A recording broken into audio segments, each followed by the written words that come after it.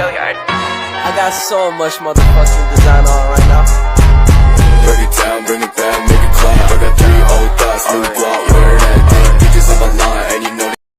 1. Jelaskan satu teori dengan konsep, prinsip, dan implementasinya dalam bidang pendidikan. Teori konstruktivisme.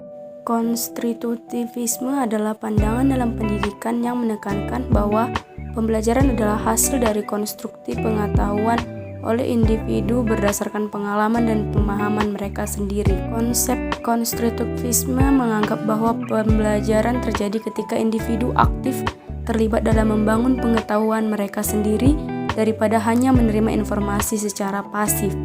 Konsep ini juga mencakup keyakinan bahwa pengalaman pribadi, latar belakang, dan pemahaman sebelumnya memainkan peran penting dalam pembelajaran. Prinsip. Beberapa prinsip konstruktivisme yang dapat diterapkan dalam pendidikan mencakup 1. Pembelajaran aktif.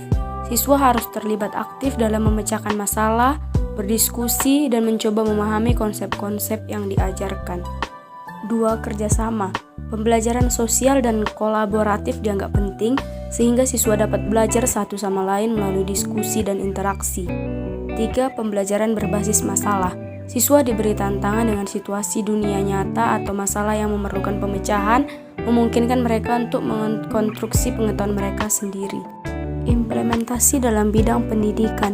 Dalam pendidikan, implementasi konstruktivisme dapat mencakup penggunaan metode pengajaran yang memungkinkan siswa untuk aktif terlibat dalam pembelajaran, seperti diskusi kelompok, proyek berbasis masalah, pengajaran berbasis masalah, dan penggunaan sumber daya pendukung seperti buku, teks, teknologi, dan percakapan yang mempromosikan pemikiran kritis dan reflektif.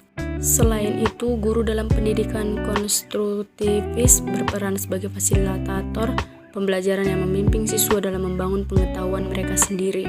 Guru mendorong pertanyaan, refleksi, dan eksperimen yang memungkinkan siswa untuk memahami konsep dengan lebih baik. 2. Jelaskan konsep dan komponen-komponen sistem dengan mengikut sertakan satu contoh sistem.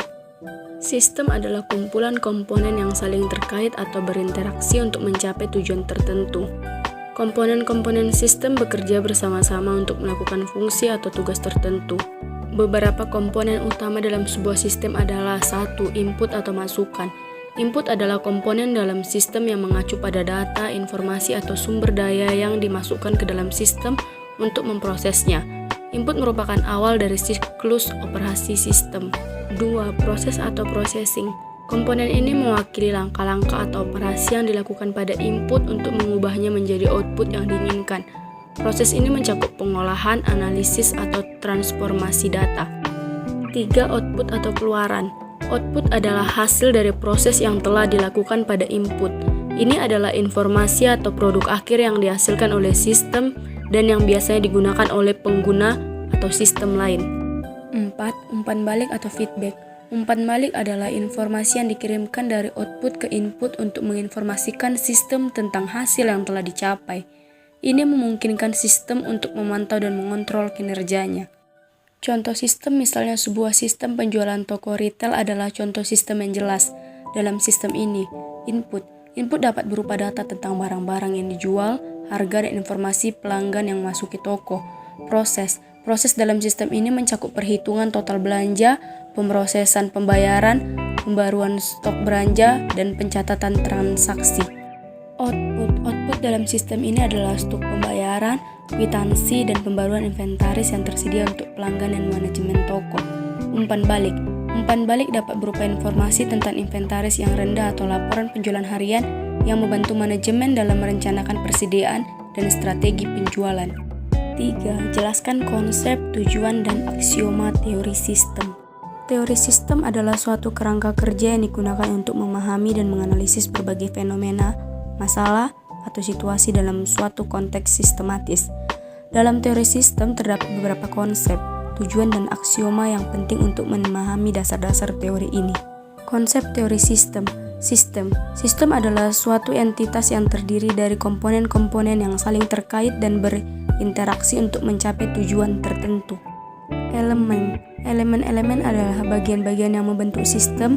baik itu komponen fisik, manusia, atau informasi. Batas atau boundary. Batas sistem menentukan apa yang termasuk dalam sistem dan apa yang di luar sistem. Interaksi. Interaksi adalah hubungan dan koneksi antar elemen-elemen dalam sistem. Input. Input adalah masukan atau informasi yang dimasukkan ke dalam sistem. Proses. Proses adalah aktivitas atau operasi yang terjadi dalam sistem. Output. Output adalah hasil dari proses yang dihasilkan oleh sistem. Umpan balik atau feedback. Umpan balik adalah informasi yang dikirimkan dari output ke input untuk mengatur dan mengontrol kinerja sistem. Tujuan teori sistem. Pemahaman. Tujuan utama teori sistem adalah memahami dan menjelaskan bagaimana sistem bekerja, bagaimana komponennya saling berinteraksi, dan bagaimana sistem mencapai tujuannya. Prediksi. Dengan memahami sistem, teori sistem memungkinkan untuk meramalkan bagaimana sistem akan berperilaku dalam berbagai situasi. Perbaikan. Teori sistem dapat digunakan untuk mengidentifikasi masalah dalam sistem dan merancang perbaikan atau perubahan yang diperlukan untuk mencapai tujuan yang lebih baik. Optimalisasi.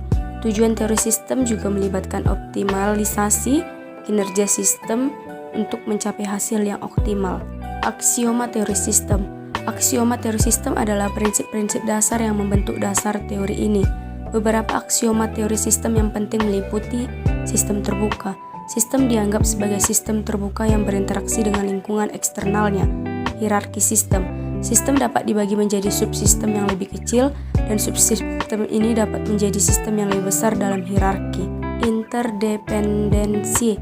Elemen-elemen dalam sistem memiliki hubungan timbal balik dan interdependen satu sama lain. Tujuan sistem. Sistem memiliki tujuan atau tujuan yang harus dicapai. Umpan balik. Umpan balik digunakan untuk mengatur dan mengendalikan kinerja sistem. 4. Jelaskan konsep, pelopor, dan implementasi setiap jenis teori sistem dalam bidang pendidikan. Terdapat beberapa jenis teori sistem yang telah berkontribusi dalam bidang pendidikan. Berikut adalah penjelasan mengenai konsep, pelopor, dan implementasi beberapa jenis teori sistem dalam pendidikan. 1. Teori sistem terbuka atau open system theory. Konsep. Teori sistem terbuka menganggap sistem pendidikan sebagai sistem yang berinteraksi dengan lingkungan eksternalnya seperti masyarakat, pemerintah, dan budaya. Sistem pendidikan dapat menerima input dari lingkungan, memprosesnya melalui proses pembelajaran, dan menghasilkan output dalam bentuk pengetahuan dan keterampilan siswa. Pelopor. Ludwig von Bertalanffy dikenal sebagai salah satu pelopor teori sistem terbuka. Implementasi. Dalam pendidikan, teori sistem terbuka membantu dalam memahami bagaimana sistem pendidikan berinteraksi dengan faktor-faktor eksternal seperti kebijakan pendidikan, budaya, dan perkembangan sosial. Implementasinya dapat melibatkan pemahaman peran faktor-faktor eksternal dalam membentuk kurikulum, kebijakan sekolah, dan strategi pembelajaran. 2. Teori sistem sosial atau social system theory. Konsep. Teori sistem sosial menekankan pentingnya interaksi sosial dalam pembelajaran. Sistem pendidikan dianggap sebagai sistem sosial di mana siswa, guru, dan staf sekolah berinteraksi dalam lingkungan sosial yang terstruktur. Pelopor. Niklas Luhmann adalah salah satu tokoh yang terkait dengan teori sistem sosial. Implementasi. Dalam pendidikan, implementasi teori sistem sosial dapat mencakup penelitian tentang bagaimana interaksi sosial di dalam kelas memengaruhi hasil belajar siswa. Penerapan prinsip-prinsip interaksi sosial yang sehat dalam pembelajaran, kerjasama antara siswa, dan mengembangkan lingkungan sosial yang mendukung pembelajaran. 3. Teori sistem pembelajaran atau learning system theory. Konsep. Teori sistem pembelajaran melihat pendidikan sebagai proses di mana individu atau siswa berinteraksi dengan isi pembelajaran dan lingkungan pembelajaran. Fokusnya adalah pada bagaimana siswa memproses informasi dan membangun pengetahuan. Pelopor. David Ausubel adalah seorang tokoh yang berkontribusi dalam teori sistem pembelajaran.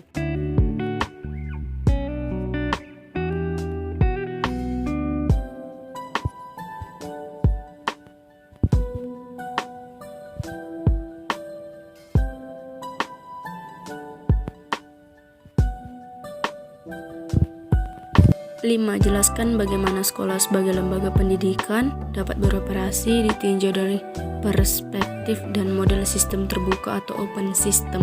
Sekolah sebagai lembaga pendidikan dapat dijelaskan dan dipahami dengan baik menggunakan perspektif dan model sistem terbuka atau open system. Berikut adalah cara sekolah beroperasi dalam perspektif teori sistem terbuka. 1. Input atau masukan. Sumber daya manusia. Siswa dan staf pengajar adalah input utama. Siswa adalah penerima pendidikan dan staf pengajar merupakan fasilitator pembelajaran. Kurikulum dan materi ajar adalah masukan berupa informasi dan pengetahuan yang akan disampaikan kepada siswa. Kebijakan dan peraturan. Kebijakan pendidikan dari pemerintah serta peraturan sekolah juga menjadi input yang memengaruhi operasi sekolah. 2. Proses pembelajaran. Proses pembelajaran adalah inti dari operasi sekolah. Guru menggunakan kurikulum dan materi ajar untuk menyampaikan pengetahuan kepada siswa. Interaksi sosial. Interaksi antara siswa, guru, dan staf sekolah menciptakan lingkungan sosial yang memengaruhi proses pembelajaran. Evaluasi dan penilaian. Evaluasi hasil belajar siswa dan penilaian terhadap kinerja guru adalah bagian penting dari proses. Yang ketiga, output atau keluaran. Hasil belajar. Output utama adalah pengetahuan, keterampilan, dan pemahaman yang dimiliki oleh siswa setelah melewati proses pembelajaran. Pengembangan pribadi. Selain hasil belajar, sekolah juga bertujuan untuk mengembangkan karakter, nilai, dan keterampilan sosial siswa. Lulusan.